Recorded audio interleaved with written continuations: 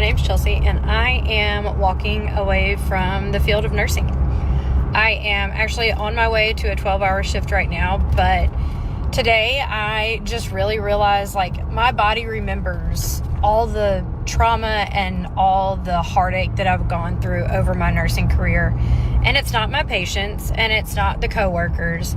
It's just the healthcare system in general. And while I am not worried about who I'll be working with or the patients that I have, I know that I'll be taken care of with those situations. It's just remembering that whenever I was 6 weeks postpartum with my first baby, and I was a brand new mom, scared, and leaving my brand new baby with my husband, who was also brand new dad and very scared and very capable, but scared. And I was off to work. And that, I think my body remembers that. I think my body just remembers, because I get nervous. I get anxious coming to the hospital to work. Again, not because of the patients, not because of the people that I work with. I love the people that I work with here. But just the healthcare system overall, and the pressure that it puts on nurses to be perfect, and just to in things that when it comes to patient care doesn't matter. And that is hard to navigate whenever you're also trying to take care of a family, and you're also trying to make sure that everyone else in your life is taken care of. And I think that is why I need to get out.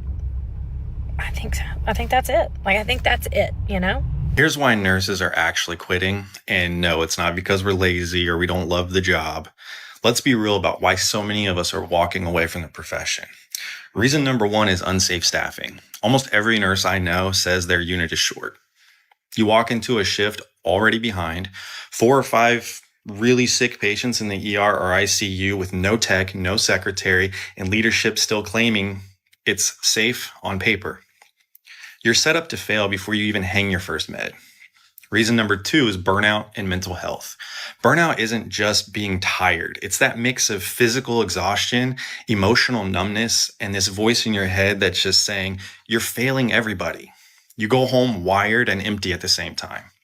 You're snapping at your family, sitting in your car after a shift, just staring, trying to convince yourself to go back tomorrow. Reason number 3, toxic leadership and gaslighting. You speak up about patient safety and ratios and get told that's just how it is. You'll toughen up. We all did. They send out self-care emails and pizza parties while ignoring every single thing we're telling them. And we tell them everything that's about what's really going on at the bedside. Reason number 4 is work and family. You work 12-hour shifts that turn into 14, rotating days and nights, back-to-back weekends. That might be survivable when you're 22 with no responsibilities. Try doing that with kids, or as a new dad, or while taking care of your own parents. At some point, you have to pick your job or being present for your actual life. That's why nurses are quitting. Not because we woke up one day and stopped caring. It's because caring in this system costs you your body, your brain, and your family. While the people in charge refuse to change anything that matters. If this sounds like your last shift, tell me in the comments, what kind of unit are you on? What's the number one thing pushing you out? No hospital names, just real reality, just your reality. Can we talk about how physicians are not examining their patients anymore? That's like a thing of the past. When I see patients, every single patient gets in a gown and they're examined from head to toe. And patients will ask, what are you going to do to me? And I'll ask them, hasn't your other doctors been examining you? And they're like, no, they just sit and talk to me. And so as consumers, I think you have to raise the bar, demand better care. Why are physicians not examining their patients, getting them into a gown, taking their clothes off? Doesn't make any sense. The standards are being watered down. Sorry. So my wife and I just got a letter from United Healthcare telling us that they're denying coverage for our twin stay in the NICU. And if you thought that was inhumane, you're right. But listen to this. They didn't address it to me or my wife, like human adults. They addressed the letter to the baby. Sadly, I guess it is appropriate that our preemie baby's first experience in the world is having its healthcare coverage denied. I guess my only other question for United Healthcare is that if the baby was still in the womb, would you have sent the letter to my wife and had her eat it in order to get it to the baby? I talked to a doctor on the phone for 10 minutes. Literally, I'm not exaggerating, 10 minutes, so that she could prescribe me antibiotics because I was shitting my brains out. And I got charged $400. $400 for the call. I double checked with my insurance and I double checked with the clinic, and they both agreed this is how much it's gonna cost. My insurance covered $37 of the 400. Okay, so I'm basically begging the clinic, hey, do you think you could like code this differently so it's cheaper? And the clinic's like, well, we have a cash pay option. We can just rescind the claim to your insurance and it'll be $120. It just won't count towards your deductible. Are you okay with that? Okay, so first of all, why didn't you lead with the $120 cash pay option that is significantly literally a quarter of the original thing I was supposed to pay? Second, why do I have insurance? Why do I have insurance if it's literally cheaper for me to just pay for the visit? I'm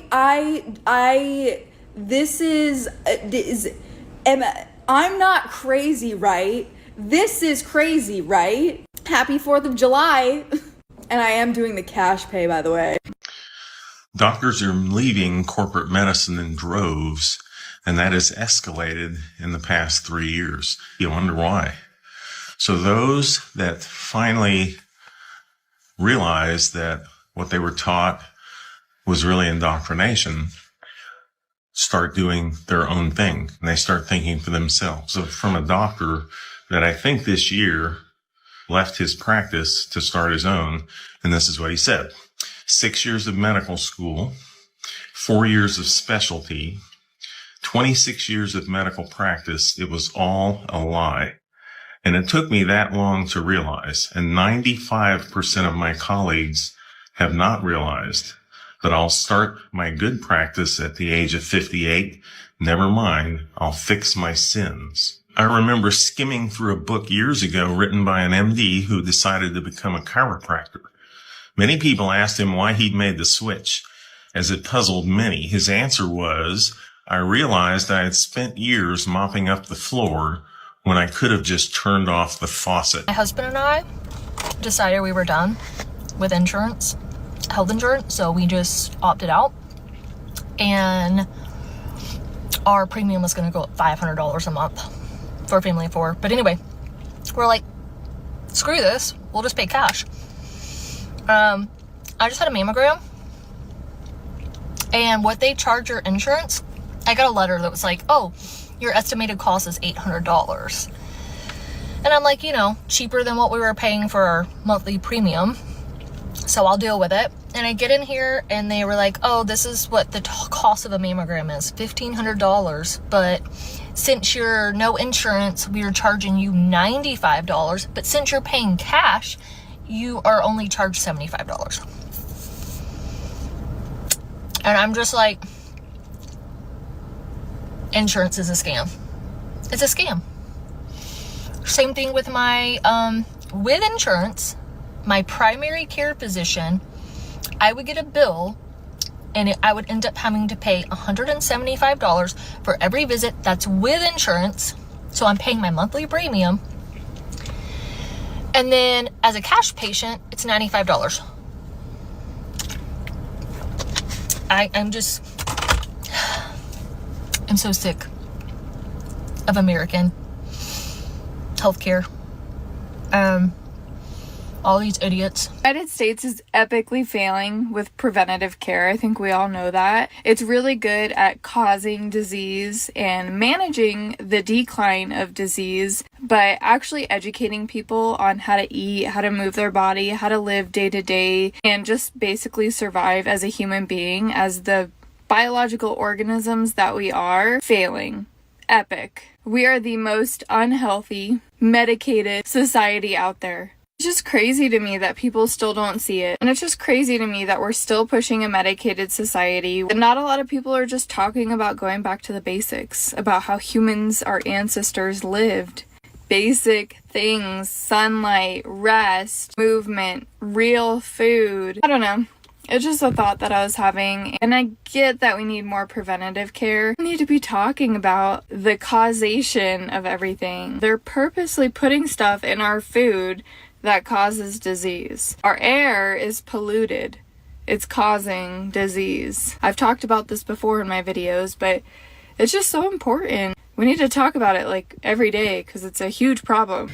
Who else is just as annoyed as I am that when you got to make a doctor's appointment, you don't get the girls behind the desk at reception anymore? No, every single doctor is now part of this big corporation where there's somebody in Oshkosh, USA that is making your appointments, okay? Gone are the days when I used to be able to call up and say, oh, hi, Cheryl, it's Deb. How are you? Can you do not even to make an appointment? What if I have a question for the doctor? You got to do a song and a dance to get to the office. I can't stand it. It makes me insane. And it's not just that. I had to call a company yesterday, right? I needed a piece of paper, a statement. I said, could you just mail it to me, please? Oh, we don't do that anymore. Well, what? I said, okay, well then can you email it to me and I'll print it? Oh, we don't do that. You got to log on and you got to create an account and I said, are you kidding? No. Oh, I'll stay on the line. I'll walk you through it. It took 54 minutes of my life to create this account. You know why? Because there were 54 glitches. That's why. You know what I said to her? I said, honey, guess what? You know what doesn't glitch? Paper. Paper don't glitch. How about that? I just drove home after my ED shift. It's 9 a.m. on a Saturday. And the whole way home, I was just thinking, I went to school for 20 years so that I could help people. I accrued $500,000 in student debt so I could get all the skills to be really good at what I do, and it is very rewarding. But, I'm working Friday, Saturday, Sunday, Monday night shifts in the ED this weekend. I make like $70K a year. Comes out to less than $30 an hour. And all I could think was, damn, why did I do this? Healthcare didn't break, we turned it into customer service. At some point, hospitals stopped acting like healthcare systems and started acting more like businesses. Now your job isn't just to treat patients, it's to keep them happy. So now you're expected to keep them alive, keep them comfortable, and make sure they leave a 5-star review. Even if you're understaffed, even if they're disrespectful, even if the situation isn't safe. That's how you get a system where bad behavior isn't just tolerated, it's rewarded. Because the customer experience matters more than the staff. And then everyone acts confused when nurses and CNAs are quitting in droves.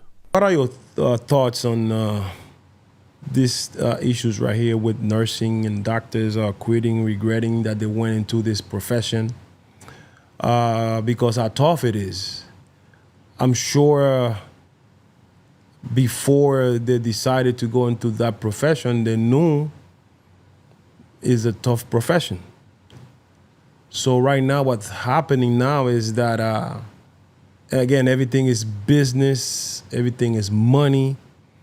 So they're realizing that I guess management and administration, they're treating the patient and everything like customers because it is the business. And that's leaving these people with a bad taste in the mouth with this profession. So let me know what you guys believe about this. If you guys have any friends or if you yourself are in this same predicament that you quitting because of how the business of nursing, being a doctor, how it has changed to focus more into, again, making money. And then the patient not getting the right treatment, and the employees, nurses, and everyone who works in that industry are feeling the burn So let me know your thoughts on the comments in the section below, and then I'll talk to you guys later.